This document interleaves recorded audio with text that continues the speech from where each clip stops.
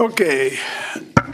Good evening, ladies and gentlemen. I'm going to call the meeting of the Richmond City Council for Monday, June the 9th, 2025 to order. May I have a motion on the minutes? So moved. Discussion, all those in favor, post carried. Madam Clerk, any agenda additions or deletions? Thank you, Your Worship. Yes, we have 2 agenda corrections and 1 addition. The first correction is for item 12. This is on CNCL 10. This is regarding the report release of closed council information. There is an on-table memo and a memo in council's package that proposes slight word adjustments to recommendations 2 and 3. The next correction is on the bylaw section, page CNCL, and the first bylaw 10277, there is a notation below it which refers to the SHMU bylaw 10573, and that notation actually refers to the subsequent bylaw 10288. And then the agenda addition is related to item 17. On table is provided a copy of bylaw 10671 that was not provided in the council package. All right, may I have a motion on the agenda with those additions?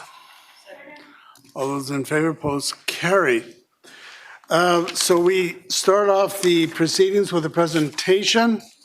We'll call forward Stuart Corrigal, Chair of the Richmond Sports Council, to talk about the Sports Council.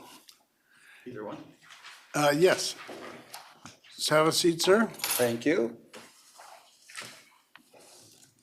I have a briefing for Mayor, all the council members, and the CAO. Just for further information. Okay. And I have a few talking notes here. So, good evening, Mayor Brody and councillors. Thank you for the opportunity to address council.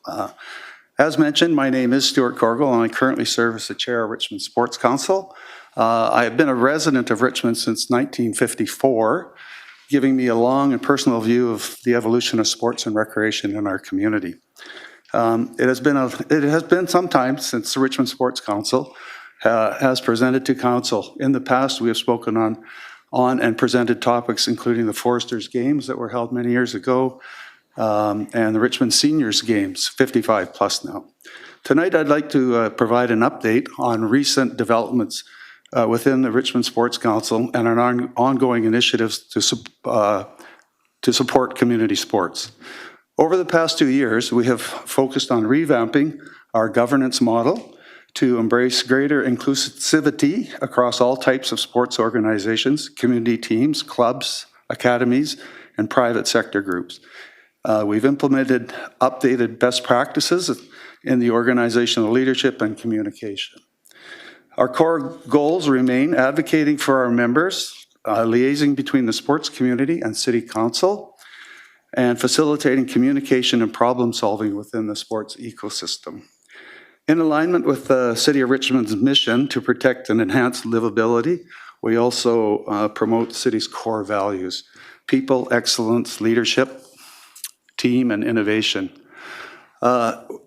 Richmond Sports Council has been actively participates in numerous city and community committees, including Richmond Sports Wall of Fame Nominating Committee. We have 4 members on that. The Richmond Center for Active Living Program Committee, we have 1 representative on that. Richmond Sports Hosting, we have 1 member on that.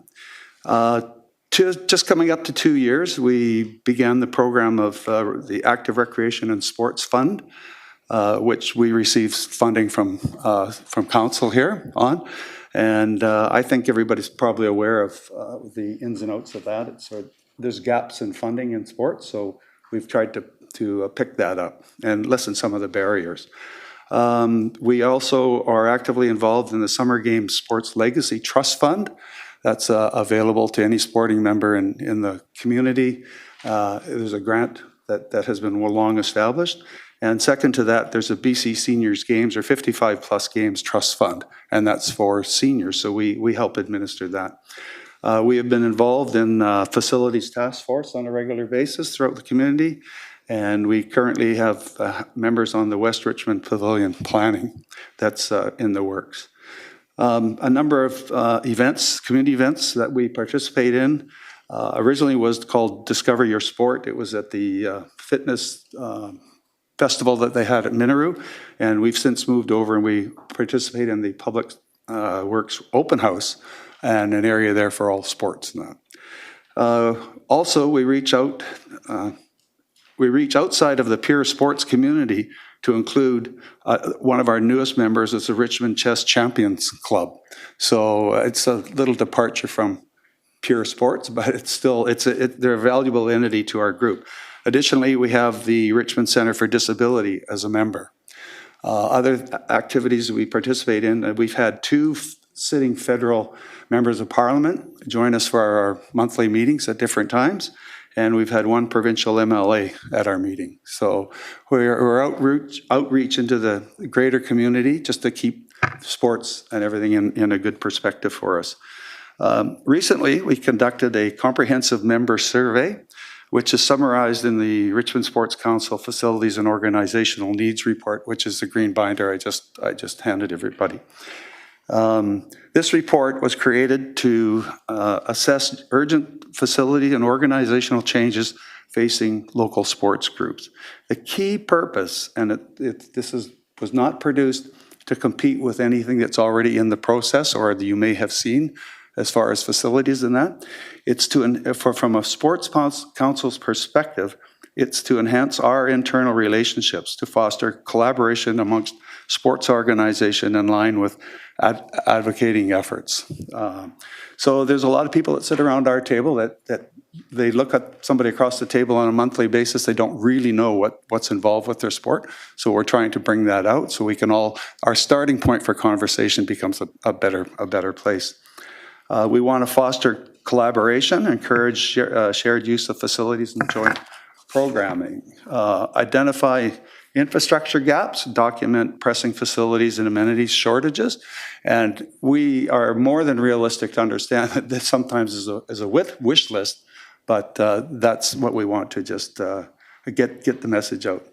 Advocate for equitable access, fairness in accessing fields, storage equipment, promotions, encourage community engagement, reduce access barriers and promote broad application, support organizations' sustainability, strengthen long-term viability through resource sharing, and respond to growing demands. Address increased athlete and participants with improved infrastructure, and inform city planning and budgeting, be informed on those acts for all our members. Okay, we intend to update the survey annually, timed with our annual AGM, to ensure ongoing relevance and responsiveness to community needs. Tomorrow evening at our regular monthly meeting, we will discuss the next steps, including potential updates to the survey. And I think I covered that all off. I just want to thank everybody again for your time this evening and for your ongoing support for community sports in Richmond. I'd be pleased to answer any questions if you may have now or at any time. Yeah, thank you. We have a couple of questions. First of all, from Councillor McNulty. Yeah, thanks very much, Stuart, for coming forward on behalf of Sports Council. I have about 4 questions, if I may. I'm just quickly looking through your document here, and we've got a Richmond Sports Council's facilities and organizations, and we know Sports Council over the years since 1971 has come forward to council for the improvement of facilities. Are these ranked in any order? And to me, they're a bit short on specifics. When I read at the McNair Complex, for example, a new batting cage for Richmond softball, what does that mean? I know what it means, but what does it mean? Is it 4 diamonds, 1 diamond, a batting cage? So, I don't think the intent of the survey was to drill down that deep on things. It was an overview of individual, and when you read through this, there's 2 sections in there. One, the needs are categorized by facilities. The next chapter is that the needs are categorized by organization. So we're not drilling down to the very specifics. We're just trying to educate everybody around our table that this is a need, and yeah. I was my second through, Your Worship, very impressive later on. You have, and it's probably long in coming, a documentation in terms of the number of participants in various categories by age. And Will this be continually updated on an annual basis or Yes. every yes, it 3 will. years or whatever? Yes, it will. You can see on the first page, these are the members, and I had responding, non-responding, and some were, it's not applicable. Even though there was 7 groups listed here that did not respond, they have got a copy of this report, and I have heard from most of them, they want to contribute. As far as the actual numbers go, it's an interesting concept because we look at what role does the numbers have in getting facilities that we need. So it may be a small group of 40 people, it may be a group that has 1,500 people. And we're just trying to sort of look at that and what's the priorities. I'm not setting priorities, I'm just saying what role does that play in putting forward initiatives and whatnot. So, yeah, and I think that Sports Council underutilizes these numbers. But I'll tell you, sports hosting, they sit up when they look at these numbers, and Tourism Richmond would sit up and look at these numbers, because I know there's an initiative out there right now about sports tourism. And, you can be sure they're looking specifically, and the way the numbers are broken down, it's age groups, different, there's judges, coaches, all sorts of things. So right. it all has some relevance. Okay, Anything yes, just my last thing. Sports Council is an independent body from the city, et cetera. It would be a suggestion that Sports Council come up with an annual report directly to council, as the Arts Committee does, as Culture does, et cetera. They come and sit there with you. We hear everything that they do, et cetera, but we've never had one from sport. And I would suggest you take that back to your members and let us know what happened in sport. We win championships. They're doing things all the time, but nobody around this table knows what's going on. So just a suggestion to you. When I inherited the position and then was elected back in, there was a gap, that we had gaps, and there was no doubt about that. Trying to solve the governance and to get this ship righted and back on track, now we're in a position where we can start to look at those things with a much more critical eye. So Thank you for your that. direct communication with council. I think it's important and relevant. Thank you. Councillor Hobbs.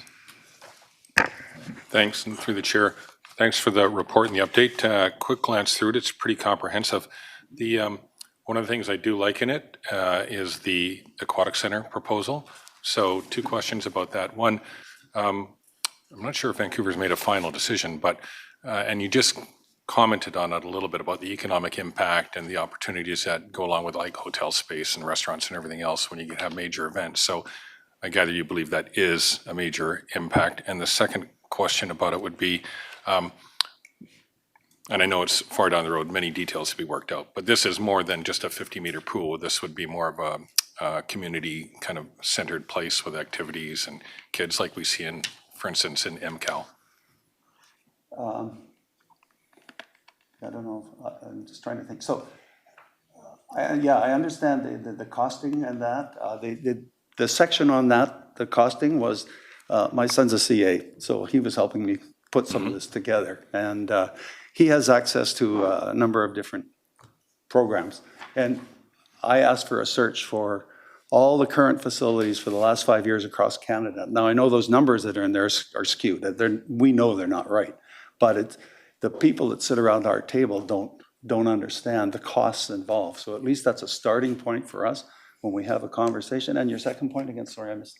Well, it's just a combination of economic impact and what kind of facility it would be. And I think it would be a more complete facility like we see with other things, not just a 50-meter pool. You know, that is an interesting point, because if you specifically speak about aquatic facilities, if like Vancouver has just declined building a 50-meter pool. So essentially what they've done is said no to producing any Olympic athletes at that level. If you don't have a 50-meter pool, you're not going to have Olympic athletes. I can tell you that right now. Now, the cost is another factor, and I don't have any idea about that. Yeah. All right. So, Well, it's a good idea, and I see Councillor McNulty was suggesting East Richmond, which is another good idea. yes, So yeah. thank you. Councillor Day. Thank you very much. Great report. There's a lot of information here. Thank you. And I'm looking through the numbers, for ice rinks and pools and gymnastic facilities and indoor field houses, and we come out at 73.2 million, according to these calculations. And then I go to what it costs for an ice rink, 9.7 million, but when you look at the participants, we're at over 5,000 people that are using it. So one kind of justifies the other. On That the was other my hand, point. Yes, exactly. Yeah.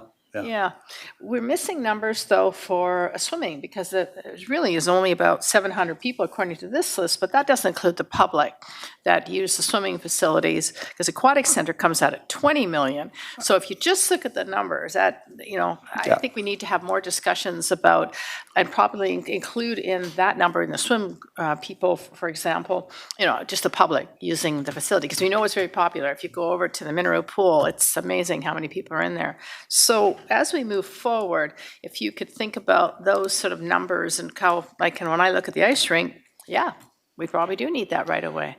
Yeah, I totally agree with what you're saying. I don't know that it's our thing to think about the public side of it.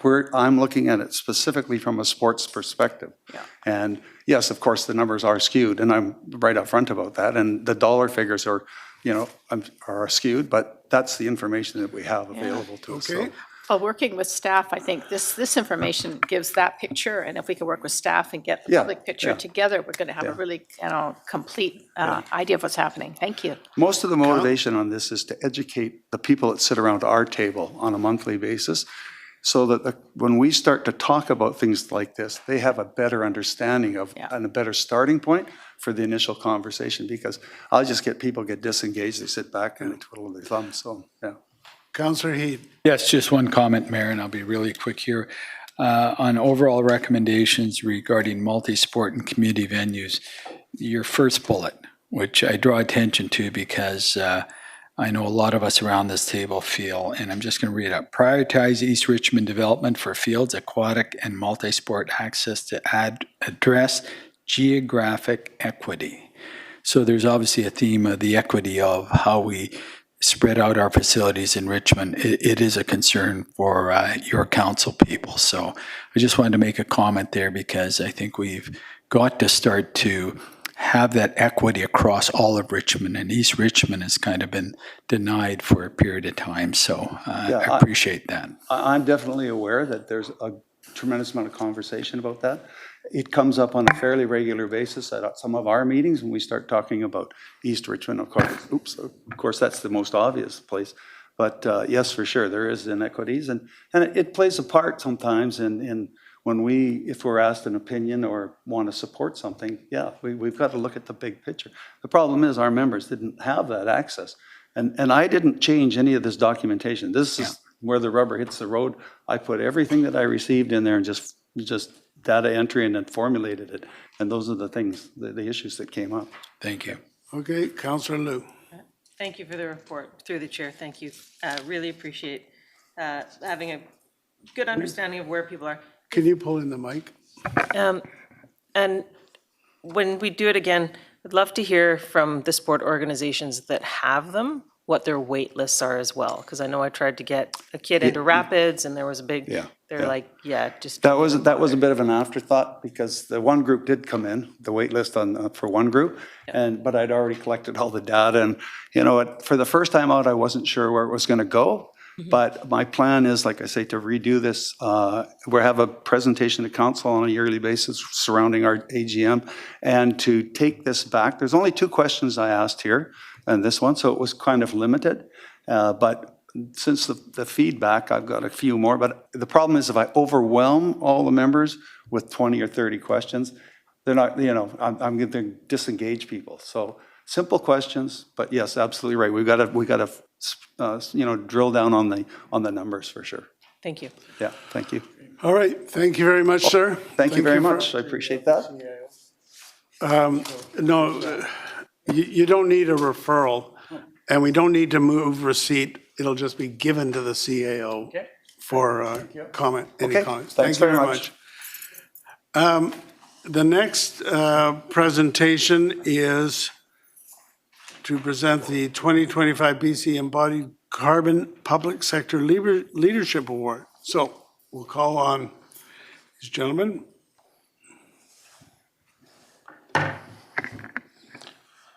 Through your worship, on May 22nd, city staff Please attended. introduce yourself. Sorry? Please introduce yourself. Oh, yes. My name is Marcos Badra. I am the program manager of Circular Economy here in the city.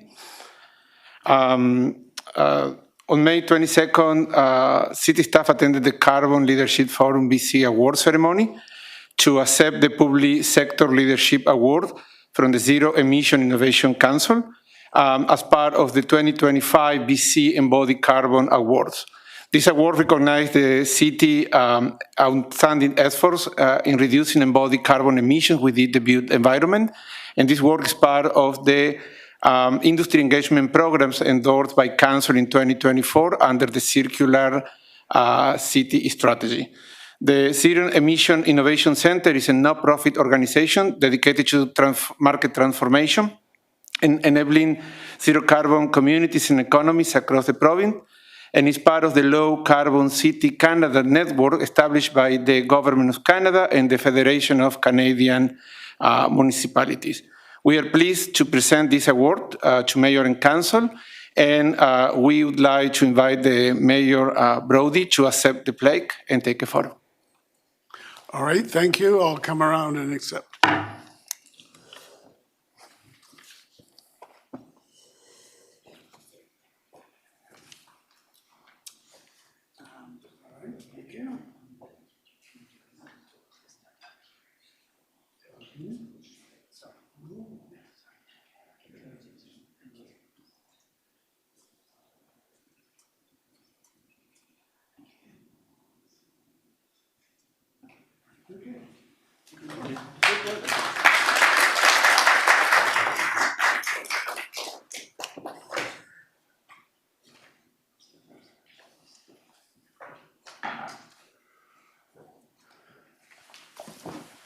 Okay, thank you to the various presenters, and may I have a motion to resolve in a committee of the whole to hear delegations on agenda items.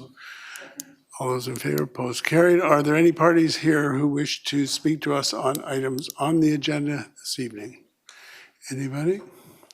May I have a motion? No, you're on non-agenda item. You'll see. I'm sorry? You want to speak on an agenda item as well? Yes, I do. Please all introduce right? yourself. Yeah, I'd like to speak to the item about the IRCC, loss of funding. My name is Dee Whalen. I'm with the Richmond Poverty Reduction Coalition. Just want to give you a little background on this. This came to our attention at a network meeting with the coalition, and you know that the coalition is numerous nonprofit organizations that belong to the RPRC. It came to us through Richmond Family Place, and when we talked to the coalition, they said that we should really do something about it and advocate to the federal government. At the time, we didn't think that the City of Richmond was interested. I never thought of it, I suppose. But we did. We went ahead with the consensus of the members and met with both of our Richmond MPs. They asked for more data and information, and we gave that to them. They met with their counterparts, and then we sent a letter to the minister. Of course, this was all when the federal election was all taking place, and we weren't sure that we were going to get any kind of report back. But I'm very pleased to see that the City of Richmond has taken this on, and this came to you through one of the city committees that we sit on, both the Family Place and the RPRC. So thanks, and in the future, if there's anything going to the provincial or federal government, we will copy you folks as well. Okay, we've got a question from Councillor Day. Thank you so much. Given that you've got boots on the ground and see exactly what this money goes towards, and I'm looking at some of the numbers, you know, 352 to SHMO, 300 to Richmond Family Place, 778 to Multicultural Settlement Fund. Is there still a desperate need for these funds and these services? Yeah, absolutely. I mean, they've had to pivot and move their budgeting over. There's been a number of layoffs, and not only Richmond Multicultural, but also Family Place.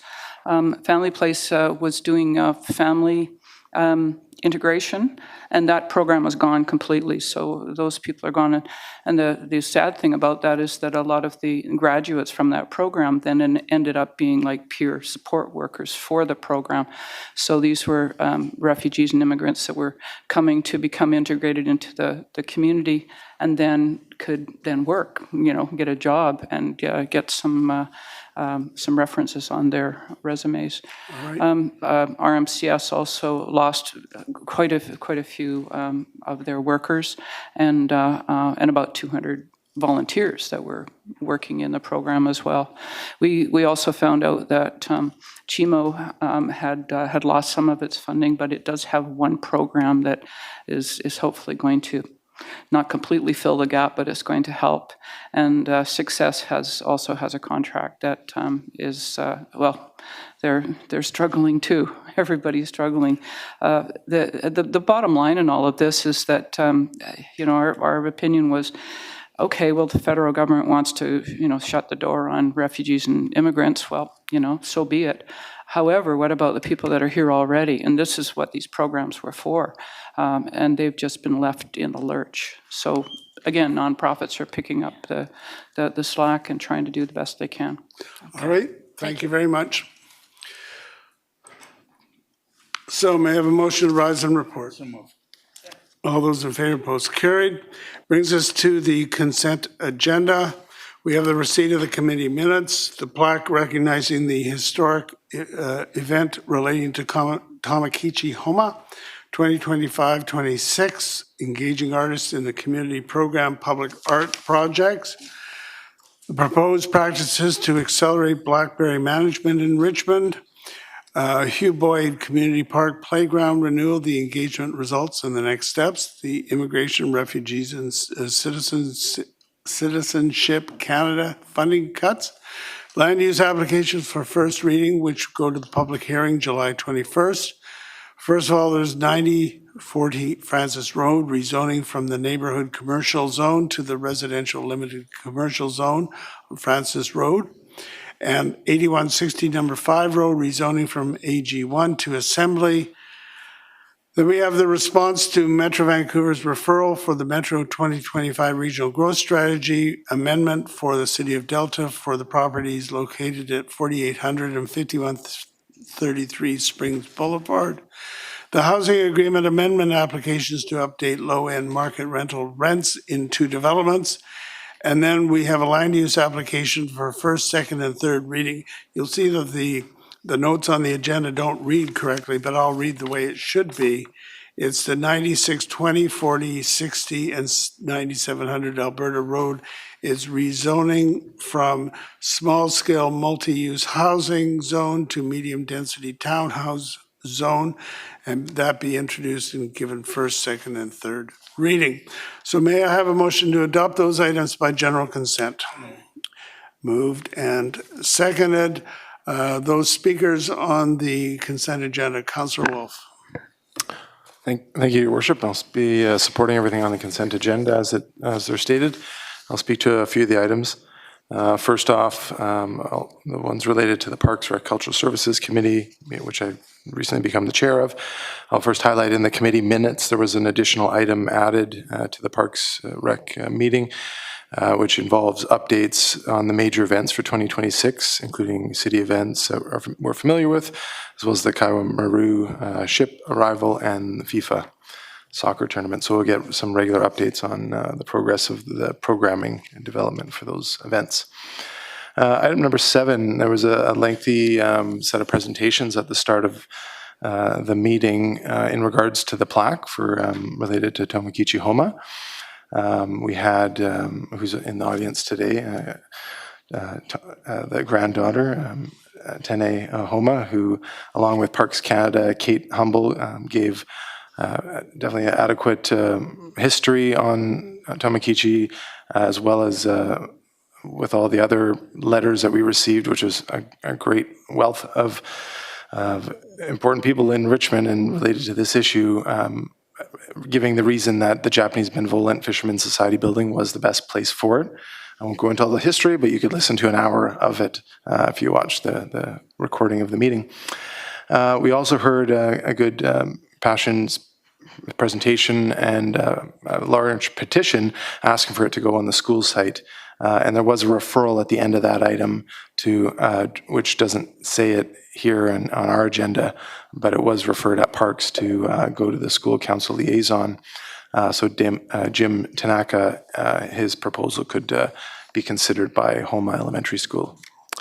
Then item number 8, the Engaging Artists and Community Program Public Arts Projects.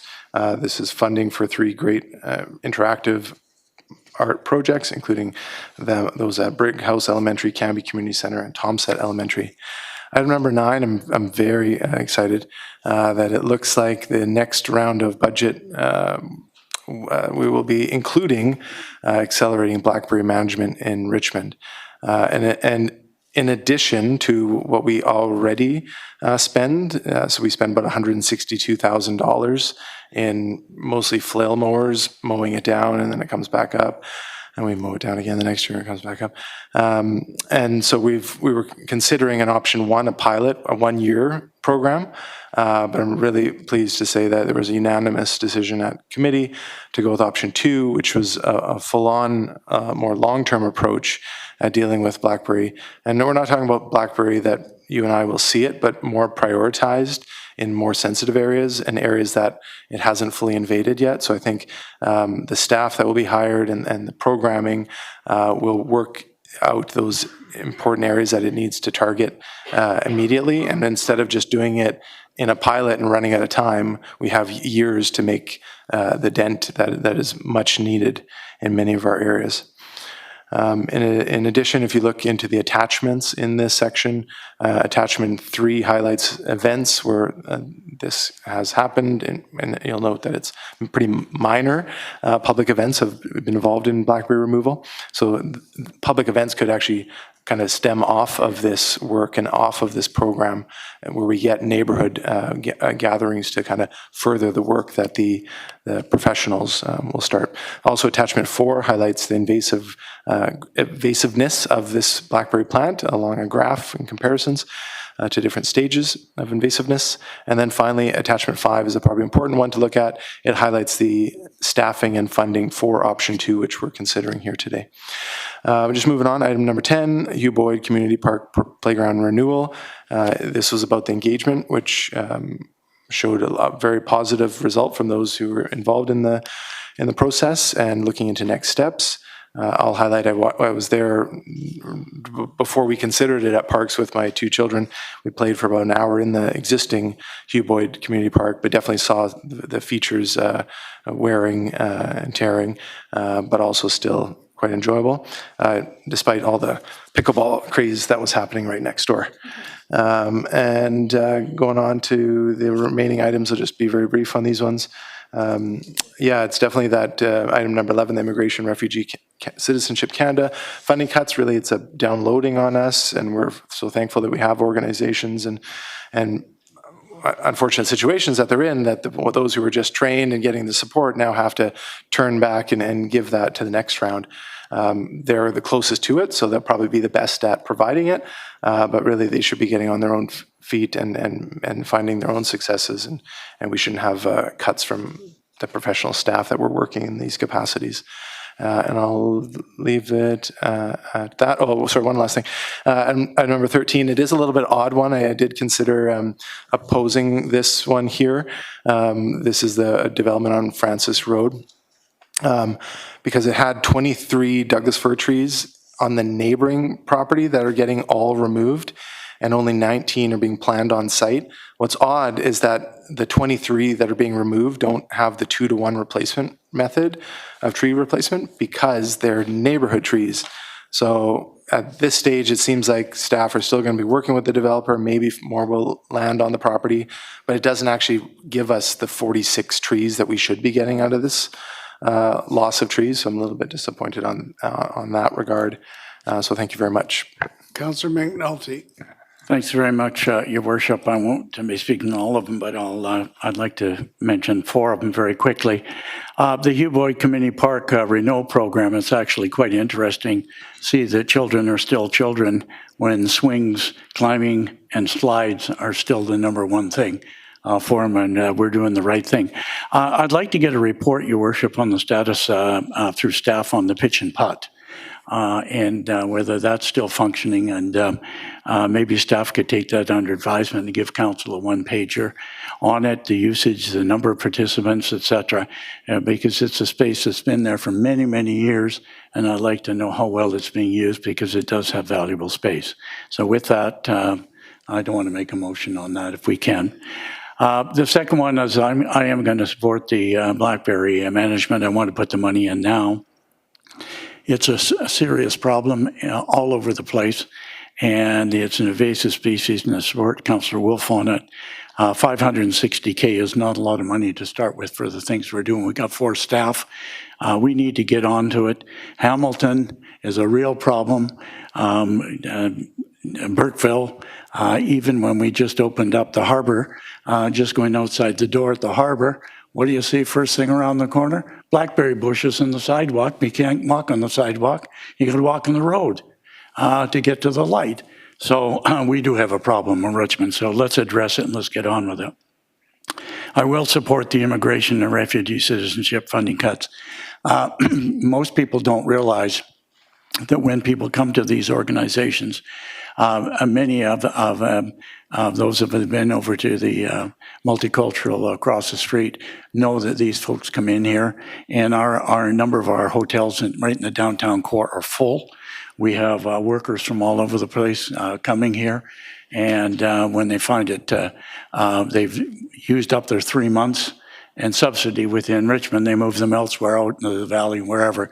And I think it's important that if we're going to invite immigrants here, we're going to keep them here, we need to provide for them. And the last item, Your Worship, and I don't want to pass over very superficially, I think it's important to realize the historical significance of Tomokichi-Homa. And all the pioneers in the school, because they're not well recognized member, but in this particular case, I hope we have a major event for this particular individual. I spoke at a committee meeting. He is the first civil rights activist in the province of British Columbia. And he's the first person that advocated for social justice, constitutional law. But more importantly, he challenged the British government, 1896, 7, 8, 9, when it was a landmark case in the courts, and he challenged the British Crown through the courts, and he won. And that's nobody pushes for it, thinks about that. He won against all the British Crown, all the British courts, and all the British judges. And he's a model example of a great Canadian. So I hope the plaque is 125 years too late, as I said at committee. I'd like to see a major, whoever from our staff and Parks Canada to recognize this individual and make something of it, because I think it is extremely significant. He was one of ours. He was a Canadian citizen. And he did it, and he battled extreme racism. I'm not going to say just read some of my books, but read some of the books of Harold Steve, read his history. It's all documented. I did make a referral to the school board council liaison. Hopefully our 2 representatives will talk to the school board, see that not just Tomokichi-Homa, but other pioneers in other schools, McMath Secondary, McRoberts Secondary. People don't realize McRoberts was the first settler on Sea Island back in 1861, long before the McClearys in Vancouver came along, etc. So just a history lesson, Your Worship. I just hope things are done, and I will be supporting it, and look forward to Parks Canada doing the right thing. Thank you. Councillor Hobbs. Thank you, and through the chair, I'll be supporting everything on the consent agenda, and just a couple quick comments on 2 items. And the first one is the one Councillor McNulty just highlighted, and that's the parks recognition of Tomokichi-Homa. And I think that we had an excellent discussion at committee and excellent presentations from the public. And it is the 125th anniversary of a landmark case, Cunningham versus Homa, and he did win. Unfortunately, his recognition for the right to vote didn't happen until sometime later, but I think it's an excellent recognition and really looking forward to seeing that. The second thing I want to comment on is number 11, and that's the immigration, refugee, and citizenship funding cuts. We heard a presentation earlier today about that, and I was speaking to a couple organizations late last week about it, and it does impact Richmond organizations like CHIMO and the Caring Place and the Richmond Multicultural Services Committee, Richmond Multicultural Services. It affects them as well. And in speaking to them, what's happened is people have actually lost their jobs.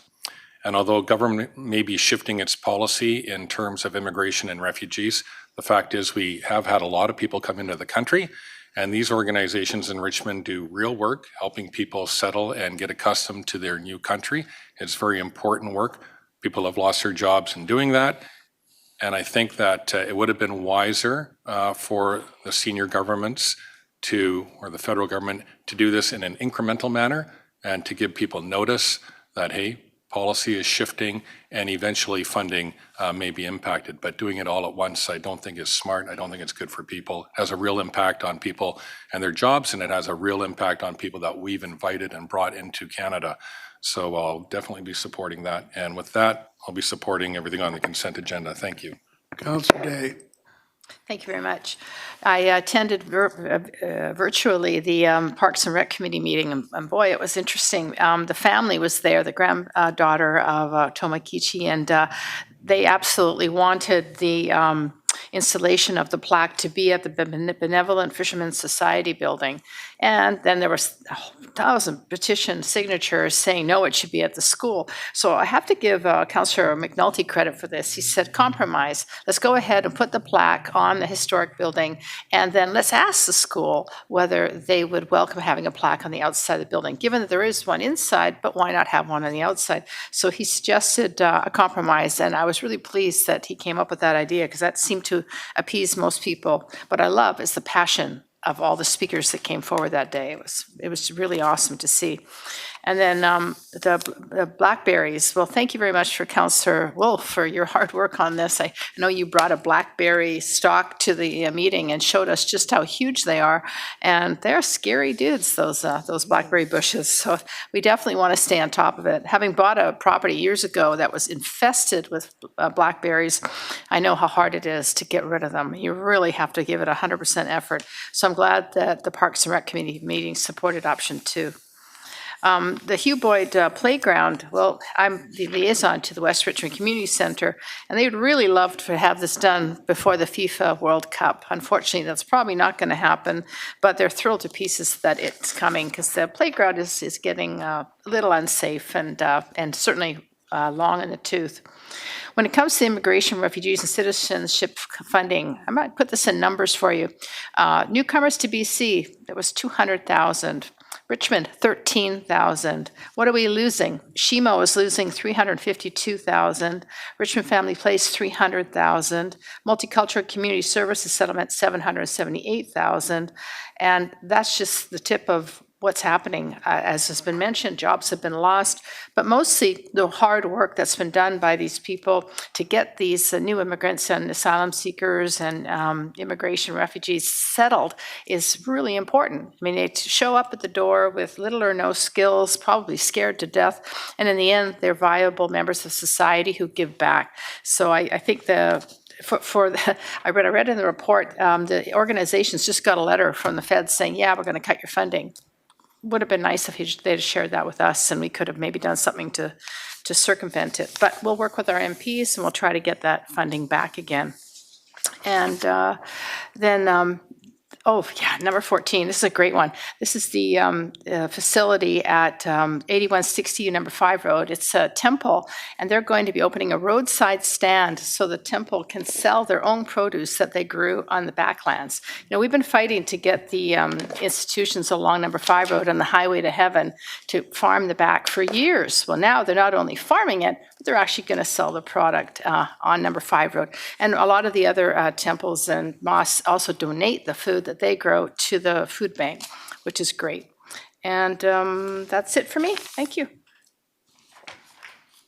All right, on the consent agenda, I'll call the question. All those in favor? Any opposed? That is carried. Brings us to the item that was not on the consent agenda, which is number 12 from the General Purposes Committee response. It's a referral response for release of closed council information. And as Madam Clerk has alluded, there's a slightly revised wording, which I'll just read this out.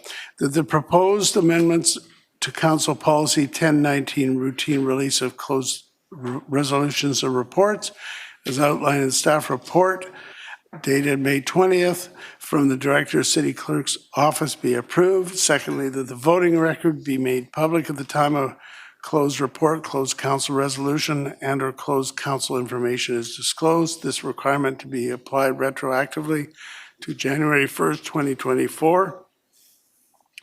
Thirdly, that the essence of council's discussion be summarized in a closed meeting and disclosed at the time the closed report, the closed council resolution, or closed council information is made public, without attributing specific statements to individual members of council, and be applied retroactively to January 1st of this year, and that council approve the amendments to Council Policy 1309, recording of closed council minutes accordingly, and I would so move. Second. All right, so others will probably want to speak about this, but just to give the basics of this, we did a review, staff helped us with this, and the councilors weighed in on it as to what we should be disclosing from the closed council. On our council page 166, there are the basics of what has been suggested, but in addition to those kind of basics, to review the closed council materials and to disclose what we can, we'll also disclose the voting record when any information is disclosed, and also summarize the discussion, though, without attributing specific statements to individual members of council. So that is the proposal. Councillor Liu. Thank you, Worship. I voted against this at the committee, the General Purposes Committee, last week because while I agree with daylighting all of our voting record and summarizing what happened, I think that if we're going to daylight our vote, it should, for fairness and transparency, it should either start today when we're voting on it, or it should go all the way back to the beginning of our term back in 2022. So either one of those, picking an arbitrary date in the middle, there might be reasons that people pick that date, who knows? I'm not going to suggest that there is, but we should either expose all of them, daylight all of them, or start today. So I'll be moving an amendment if at the time. Thank you. Councillor Heed. Yes, I'm glad that Councillor Liu came forward on that because I was supporting her amendment to going back to the start of our term in 2022 for the release of votes. Hey, Councillor Galanders. Thank you. Sorry. Okay. Sorry. There you go. Thank you, Your Worship. Yes, I too support. I didn't understand why we chose January 1st, 2024 because it's so random. So I also agree. It makes sense just to have a clean from either now forward or back to the beginning of the term. I really agree with this entire idea. I think that the more transparency and openness that we can provide to the public, the better, especially when it's things that are no longer closed and that can be released to the public, and including our vote. That's all we have to stand on is our vote. I think we have to be accountable to the public. And it is just a vote, and sometimes it's not perfect. And quite often we'll vote against something because we just didn't like one word, but maybe liked some of it, or voted for something because we liked some of it, but not all of it. And there was one time I actually voted in opposition to something, and it was recorded as in favor, and then I meant to amend it the following meeting at the minutes, but I forgot. And so that's out there. So things happen, and it's just a vote. There's all sorts of reasons why we vote the way we vote, and we'll be able to speak to that and explain it. And because what we do vote on does affect the public, even though it's enclosed, so, for the most part. So, yeah, I'll be supporting going back to the beginning of the term. Thanks. Councillor Day. Thank you. I would like to ask staff how onerous it would be to go back to the beginning of the term. I would love to have that, but is it doable? Because it's been almost 3 years. Well, I can answer at least in part. In the memo that's on page 162, 163 talks about the difficulty of disclosing the voting record going way back there. And it's contingent, as I understand, upon having the minutes of the meeting, or the notations as to the meetings. Madam Clerk? Yes, through the chair to Councillor Day. In terms of the voting record exists because we're required to record all votes in open and closed meetings. The challenge would be is the disclosure of the voting record as part of this report is related to when items are no longer deemed to be confidential. So that would require staff to undergo a review to the beginning in order to determine has the confidentiality passed for a matter, and then releasing the voting record.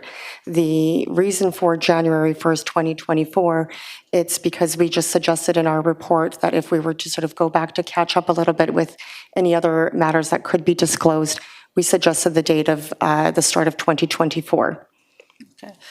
Well, I think I'm going to defer to staff on this one, but when the public probably need to understand, we have closed meetings when we're dealing with people or money, right? Like it's confidential things, like if we're buying a property, we don't want to say that we're prepared to pay X if we're still in negotiations, or if we're hiring a bunch of new people, or Lord forbid, firing a few people. So there does come a time when it isn't confidential anymore. It's been done, and we can release that information. Is that the primary criteria for releasing closed meetings?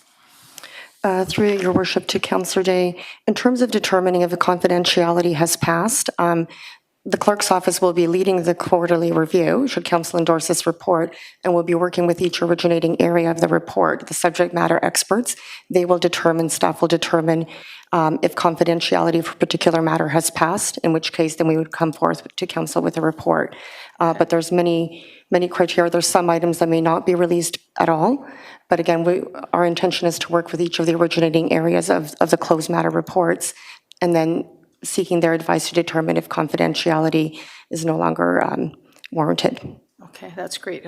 Because I'm sure there's always conspiracy theorists out there that think there's all these under things happening, and there isn't. It's just really, it's business. A lot of it is just plain business. I 100% support this referral response to release the closed council information, because transparency is everything in this world. Because if we don't get the true facts out there, people will make them up, and we've seen that time and time again on social media. And it's time to just put it all out there so that people can understand the facts and not be confused or tricked into thinking that something's going on that just plain isn't.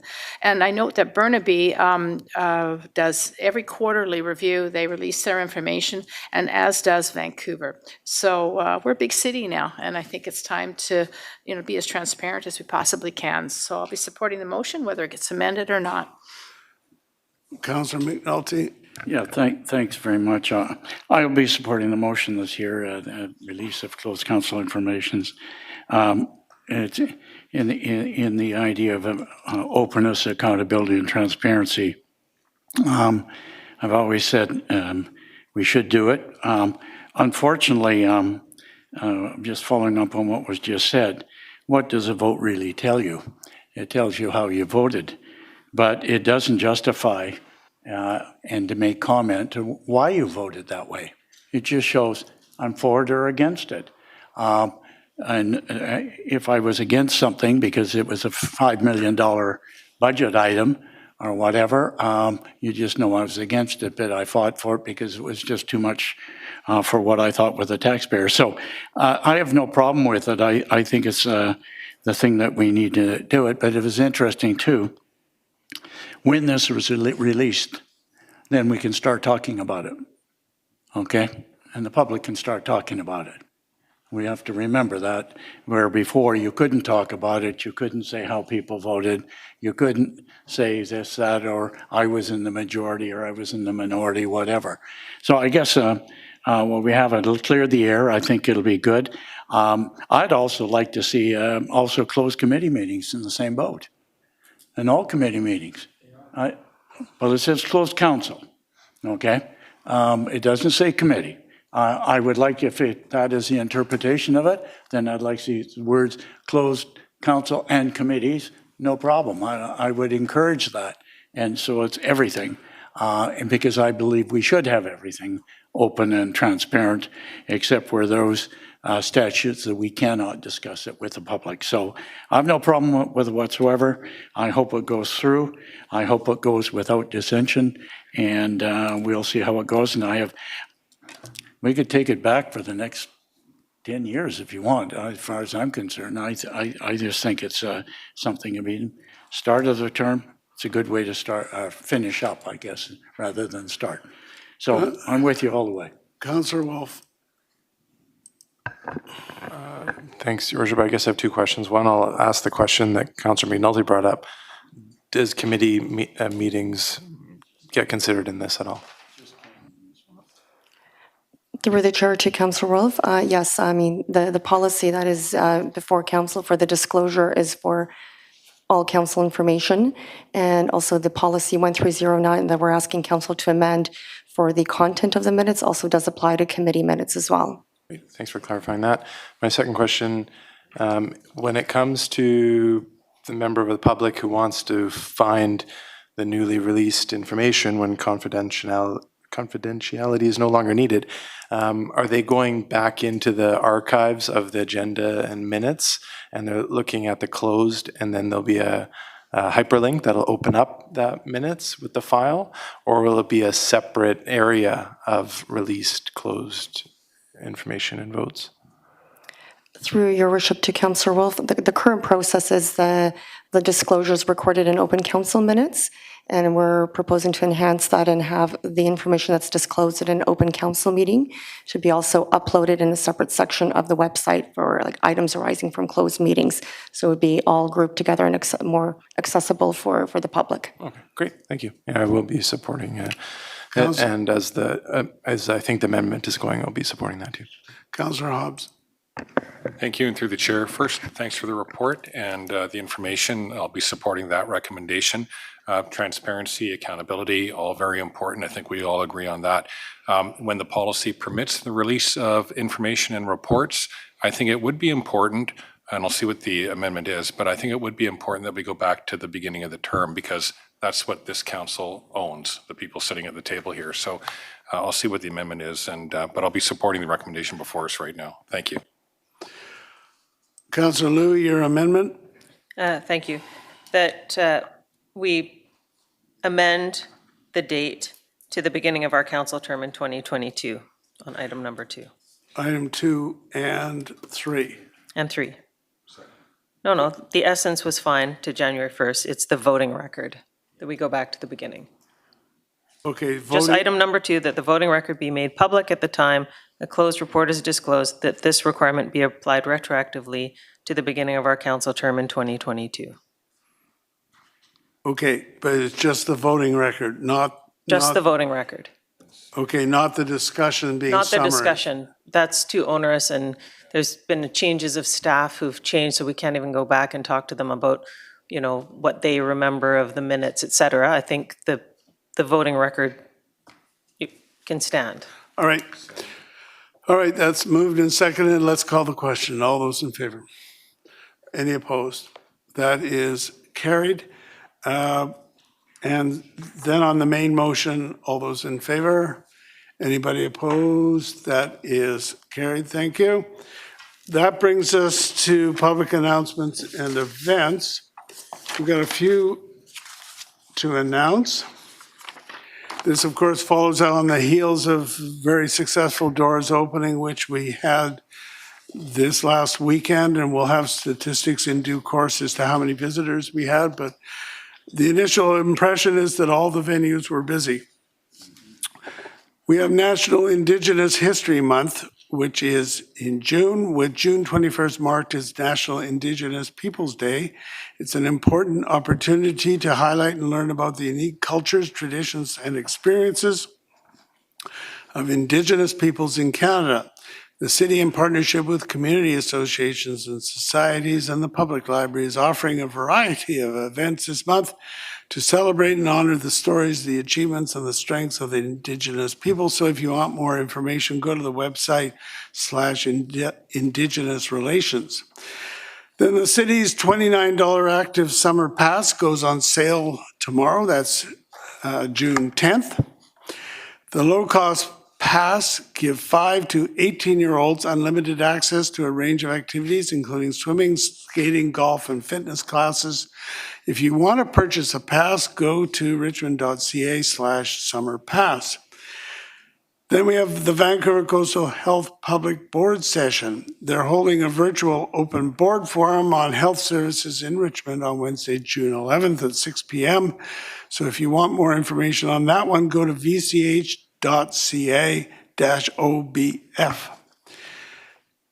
This Saturday, we're going to have the Richmond Filipino community holding its 11th annual flag raising ceremony in the City Hall Plaza at 9:30 in the morning.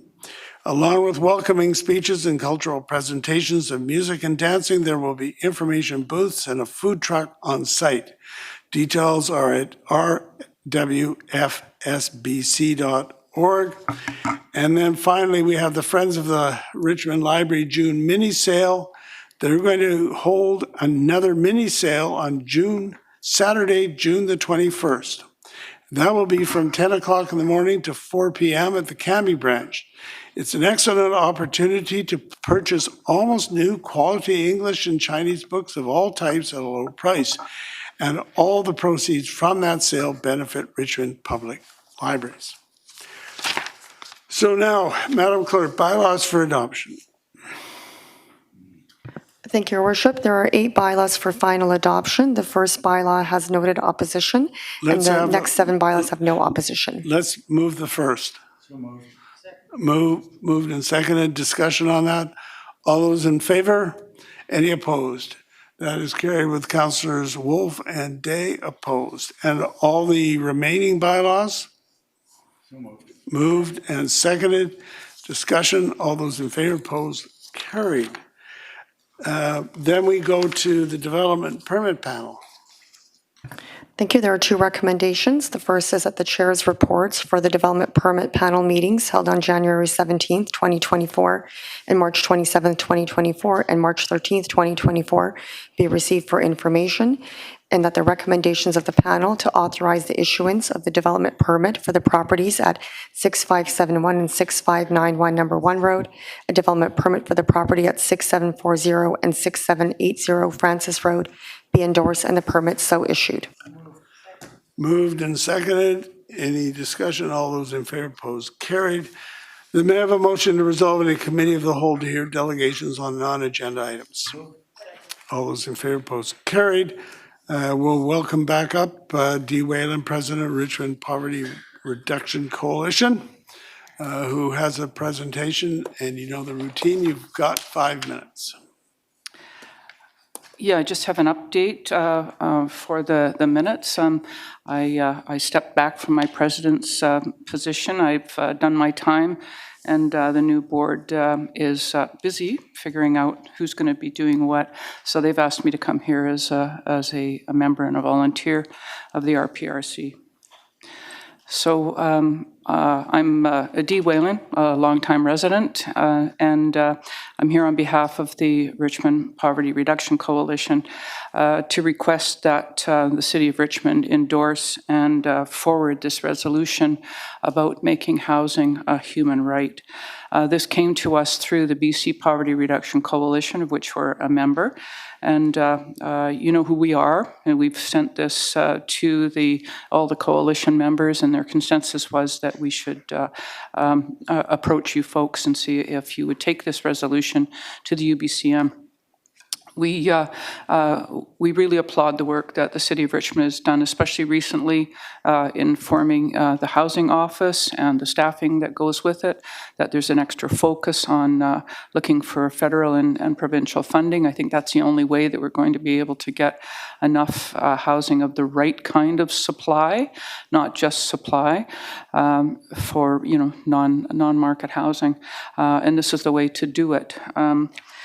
And we know that you can only do so much with developers, and you need senior levels of government. So the BCPRC has been going around the province and asking other city councils to endorse this resolution and bring it forward.